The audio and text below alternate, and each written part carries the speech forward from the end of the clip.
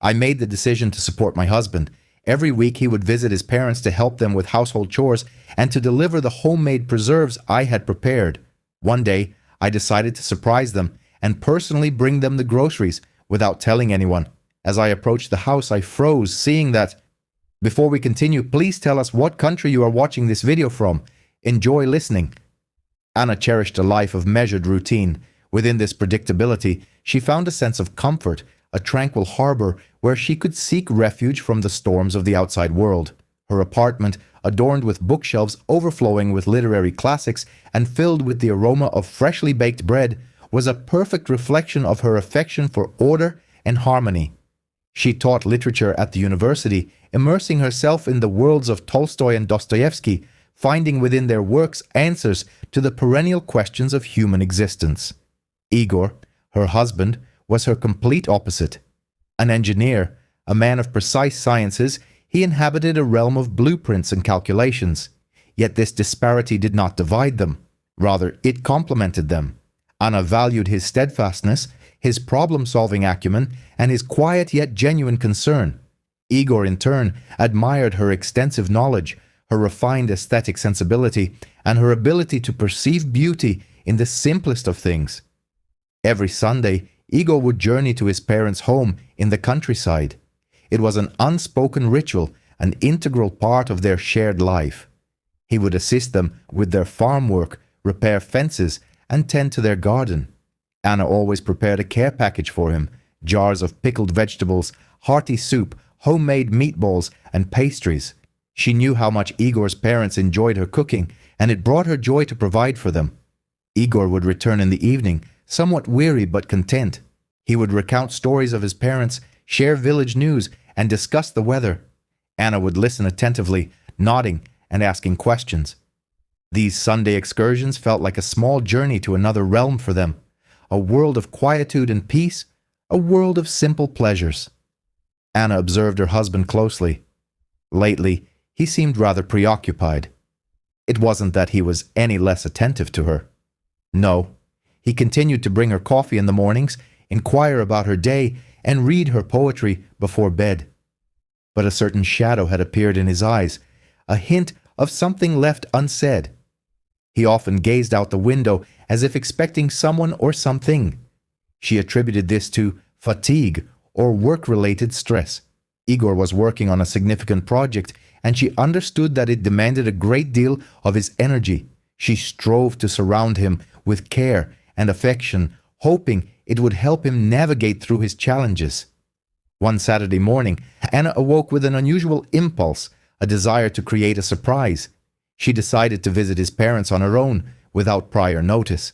She yearned to see them, to breathe in the fresh country air, and to escape the city's hustle and bustle while Igor was engrossed in his work. She rose from bed and went to the kitchen, opening the refrigerator. There sat the jars of pickles she had prepared the previous week. She took them out, placed them on the table, and began to pack a bag. She included a few apple pastries, some pilaf, and a portion of homemade sausage. She knew Igor's parents relished such treats. They had always been delighted by her visits in the past, praising her culinary skills and inquiring about her work. Anna envisioned their joyful surprise upon her arrival, their appreciation for the food she brought. A smile touched her lips. She enjoyed orchestrating surprises. She found pleasure in witnessing the delight in others' eyes. She dressed in comfortable jeans and a warm jacket, then glanced out the window. The weather was sunny but cool. She decided to add a scarf. Leaving her room, she headed for the door, grabbed the bag of goodies, her car keys, and stepped outside. Their old Neva stood waiting by the entrance. Anna opened the trunk and began loading her belongings in the bag. She handled them with care, determined not to damage anything. Once the trunk was packed, she settled into the driver's seat and started the engine. The Neva's engine rumbled to life, and it began to move. Anna drove out of the city and headed down the highway towards the village. She drove at a leisurely pace, appreciating the scenery outside her window. Fields, forests, rivers, everything struck her as beautiful and serene. The journey to the village typically took about 2 hours. Anna turned on the radio and sang along to the songs. She felt a sense of happiness and freedom. Along the way, Anna imagined the pleasant surprise she would give Igor's parents. She anticipated their delighted faces, their praise for the food she brought. Fragments of conversations and jokes they had shared over Sunday lunch echoed in her mind. A couple of years prior, these trips had always seemed like a vital element of their family life, a small ritual that strengthened the bonds between generations. She followed the familiar road, soaking in the autumnal landscape. The trees were adorned in golden hues. Sunlight filtered through the leaves, casting intricate patterns on the asphalt. Anna switched radio stations, opting for gentle classical music to cultivate an atmosphere of serenity and peace. It felt as though this day would be special, infused with warmth and love. Little did she know the emotional tempest that awaited her. As she neared the village, her heart began to beat faster. She turned onto the unpaved road leading to Igor's parents' house. Although she hadn't been there in a very long time, she recognized the house instantly. It was a modest wooden cottage with ornate carved window frames and a front garden overflowing with flowers. Anna parked her car by the gate and stepped out, anticipating the reunion. But what she saw caused her to freeze. Standing on the porch was Igor alongside an unfamiliar woman. In the woman's arms was a child, a young boy no older than 5. Igor was speaking to her, and she smiled in return. This was not merely a friendly encounter. It was something far more profound. Their conversation conveyed a sense of intimacy, warmth, and tenderness. An affection that Anna had not observed in Igor's eyes when he looked at her recently. Anna felt the ground vanish from beneath her feet. Her head began to spin, her vision darkened. She attempted to step forward, to call out to Igor, but she was unable to. Her voice seemed to be trapped in her throat. She stood there, paralyzed, unable to comprehend what she was witnessing. At that moment, the boy wriggled free from the woman's embrace and ran to Igor. He wrapped his arms around his legs and said something, looking up at him. Igor knelt down and hugged the boy back, gently stroking his hair as he spoke. It was then that Anna saw in his eyes a depth of love and tenderness she had never witnessed directed toward herself. Shocked, Anna recoiled. She realized this was not a chance encounter, not a fleeting infatuation. This was another facet of Igor's life, a life hidden from her, a carefully guarded secret. The woman, the child, it was his other family. Unable to bear the sight any longer, Anna stumbled back to her car. She slammed the door shut and started the engine. Her hands trembled, tears blurring her vision. She spun the car around and drove back onto the road, unsure of where she was going or what to do. She drove haphazardly, tears streaming down her face. One thought pulsed relentlessly in her mind. How could he? How could he do this to me? She felt betrayed, deceived, and utterly hollowed out. Everything she had believed in, her entire happy existence, had shattered in an instant. She recalled their first meeting, their wedding, their shared dreams for the future. All of it now seemed like a lie, a deception. She questioned when it had all begun, when Igor had started leading a double life. Had she been so oblivious as to notice nothing? Gradually, the shock began to recede, replaced by hurt and anger. Anna felt a surge of fury building within her. She wanted to return, to unleash everything she thought of him, to strike him. Yet at the same time, she was afraid. Afraid to hear the truth, afraid to confirm all her suspicions. Fragments of memories flickered through her mind, moments that had once seemed insignificant but now took on a new meaning. His frequent visits to his parents, his late returns, his recent aloofness. All of it coalesced into a single horrifying and painful picture. Anna pulled the car over to the side of the road and covered her face with her hands. She wept uncontrollably, unable to contain her emotions. It felt as though her heart had shattered into 1,000 pieces, never to be put back together. She sat there for a long time until the tears dried and the anger began to subside. A single thought emerged. What do I do next? She understood that she couldn't simply let it go, couldn't pretend nothing had happened. She needed to uncover the truth, to understand what lay behind it all. Gathering her strength, Anna started the car and drove back to the city. She resolved not to create a scene, not to shout or accuse. She would endeavor to remain calm and listen to Igor. She needed to comprehend what had occurred before making any decisions. The journey home felt endless. Anna drove in silence, lost in her thoughts. She tried to picture their conversation. What would Igor say? What would she say? She knew this would be the most difficult conversation of her life, but in the end, Anna decided on a different course of action. Anna returned to the village a few days later, not as a deceived wife, but as what? A casual acquaintance, an anthropologist studying a peculiar tribe known as family. She found the strength to invent a story. She claimed to be interested in local architecture, in old houses. It was a flimsy, absurd pretext, but it was something. This time, she didn't hide. She parked by the roadside, took a deep breath, and walked towards the house. Her heart pounded so fiercely she felt its rhythm must be audible throughout the street. Standing by the gate was Elena, the same woman Igor had been with. "Hello," Anna said softly, trying to keep her voice steady. I heard you have a very interesting house here." Elena regarded her intently. There was no hostility or surprise in her gaze, only a quiet weariness. "Come in," she said, opening the gate. "I'm Elena." Anna introduced herself with a false name, Irina. They entered the house. Inside it was clean and simple, smelling of freshly baked bread and milk. A boy was playing in the corner. "Sasha. This is Sasha," Elena introduced. The boy looked at Anna with curiosity but didn't approach. "It's very nice to meet you," Anna said, trying not to stare at him too intently. They sat at the kitchen table. Elena offered tea, and Anna accepted. In the silence, while Elena poured the boiling water, Anna observed her. Nothing remarkable. An ordinary woman, tired but with kind eyes. Not a femme fatale, not a home wrecker, just a mother. "Have you lived here long?" Anna asked, trying to keep the conversation going. "A couple of years," Elena replied. "And Igor, he visits often." "What? How do you know?" Elena placed the cups on the table. "He comes every Sunday, helps with the chores. He helps me and Sasha." Anna felt a lump rise in her throat. "I happened to see you with him a few days ago. I am his wife." Elena remained silent, looking at Anna with a strange comprehension. "I see," she finally said. "Did Igor not tell you?" "No, I didn't think he would." Silence descended, broken only by the ticking of the wall clock.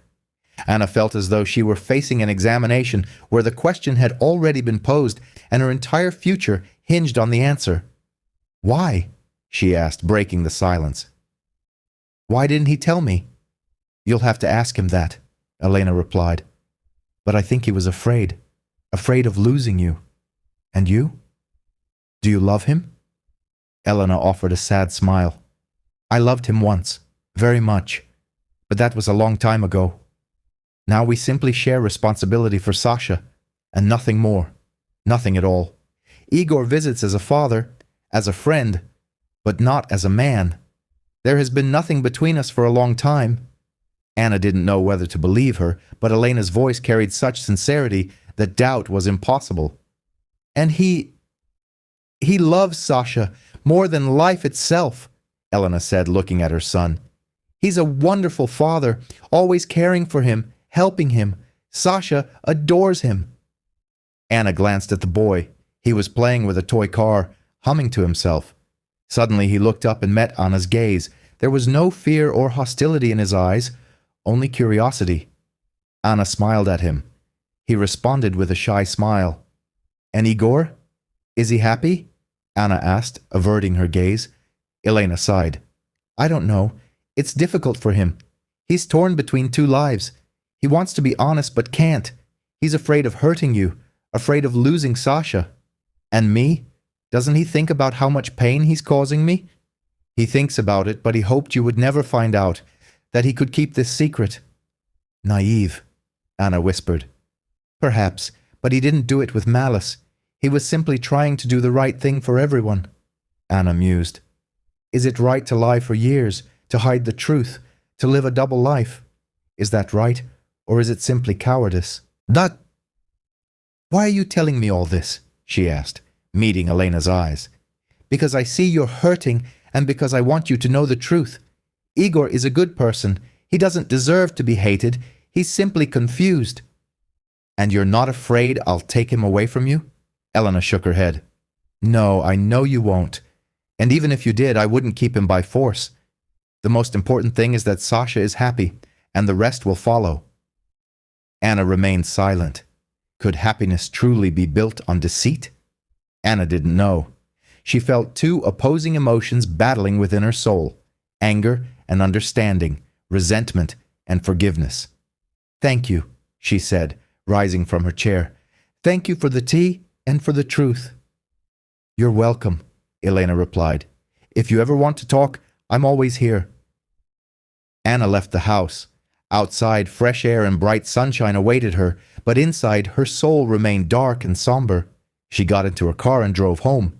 She needed time to process everything, to decide what to do next. Igor was waiting for her at home. He sat on the sofa, his head bowed. Seeing Anna, he stood up. Where were you? He asked. Anna looked at him. His eyes held both fear and hope. I was at Elena's, she replied. Igor paled but didn't deny anything. He spoke at length, rambling, as if justifying himself. About Elena, about their brief affair shortly before meeting Anna, about Sasha's birth, about his inability to abandon his child, his sense of responsibility, his fear of telling Anna everything, his fear of losing her. I knew I was acting despicably, he said, lowering his head. I lied to you, but I saw no other way. I didn't want to hurt you, Anya, I swear. I never stopped loving you. Anna remained silent. She looked at him, trying to discern the truth in his eyes.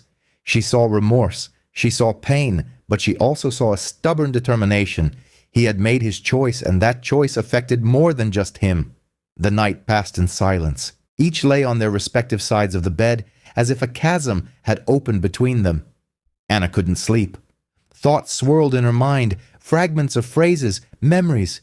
She recalled their life together, their love, their plans for the future. All of it now seemed fragile, unreal. She didn't know what she felt. Anger, resentment, disappointment, or something else, something more complex and profound. In the morning, Igor left for work, leaving Anna alone. She wandered through the apartment like a ghost. Everything felt alien, unfamiliar. Even the books on the shelves, which she had once loved so dearly, now seemed false, hypocritical. She walked to the window and looked out at the street. The world went on with its life as if nothing had happened. People hurried to work, children played in the yard, birds sang in the trees, and her own life had crumbled in an instant.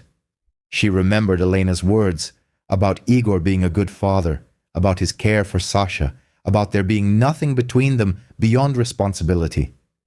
Anna didn't know if she should believe her, but something in Elena's voice, in her gaze, suggested she was telling the truth. Anna understood that she needed time to process everything, to make a decision. She couldn't simply forgive Igor, but she also couldn't just leave him. Too much bound them together, too much had been invested in their relationship. The next day, Anna told Igor she needed to leave. She needed to be alone to sort her thoughts. Igor made no attempt to stop her. He understood she had the right to do so. Anna went to the village, not to Igor's parents' house, but to a different village where she owned an old dacha. She spent several days there, walking in the woods, reading, reflecting on her life. She recalled meeting Igor, their wedding, their early years together.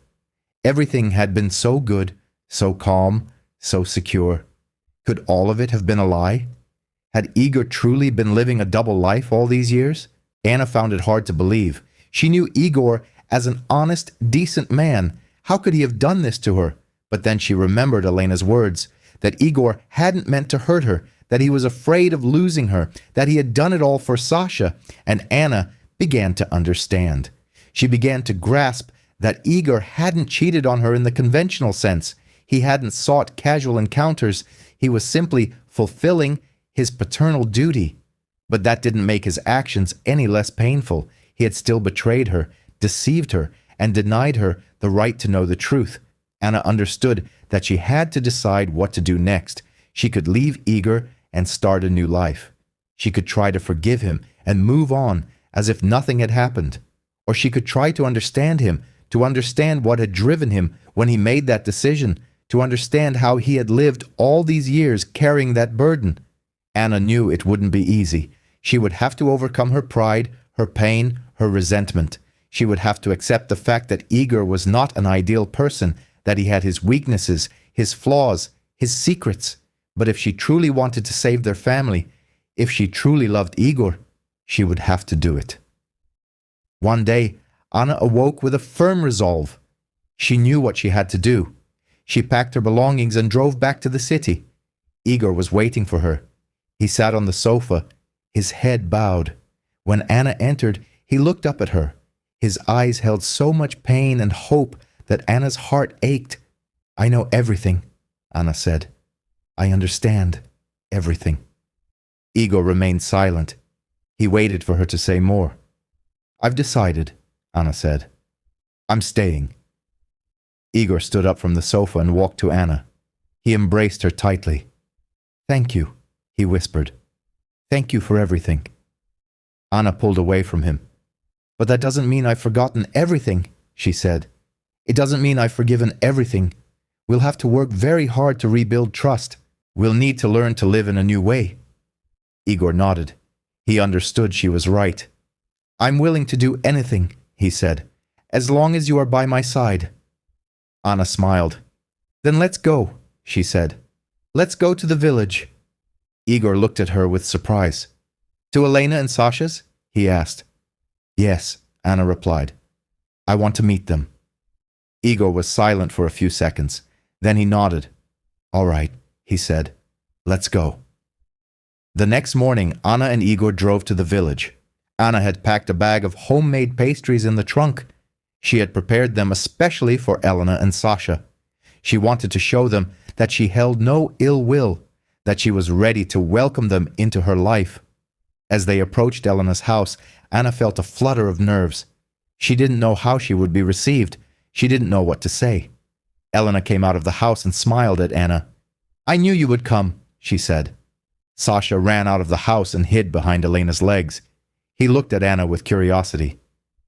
"This is Anna," Elena told Sasha. "She is Igor's wife." Sasha poked his head out from behind Elena's back and looked at Anna. Then he smiled. "Hello," he said. Anna smiled back. "Hello, Sasha," she said. "I brought you a treat." Anna opened the trunk and took out the bag of pastries, offering it to Elena. "This is for you," she said. "I hope you like it." Elena took the bag and thanked Anna. "Come inside," she said. "I'll put the kettle on." Anna and Igor entered the house. Sasha followed them, running. They sat at the table and drank tea. They chatted about everything and nothing, about the weather, about children, about life. Anna felt strange. On one hand, she felt awkward and uncomfortable. On the other hand, she felt a sense of relief. She felt she was making the right choice. As they departed, Anna embraced Elena. "Thank you for everything," Anna expressed, her voice tinged with gratitude. "For your understanding." Elena returned the embrace. "Everything will be all right," she reassured. "Just allow yourselves the time needed." Anna and Igor then exited the dwelling and entered their vehicle. They journeyed in silence, each lost in their own contemplations. Upon reaching their residence, Anna spoke to Igor. "Igor," she began, "I want you to know that I love you and I am ready to extend forgiveness. However, our relationship will require significant effort from both of us. We must relearn how to place trust in one another once more." Igor clasped Anna's hand. "I understand," he replied, "and I pledge to do everything within my power to regain your confidence." Anna offered a faint smile. She recognized the challenges ahead, yet a sense of optimism prevailed. She had faith in their enduring love and the foundation of their family.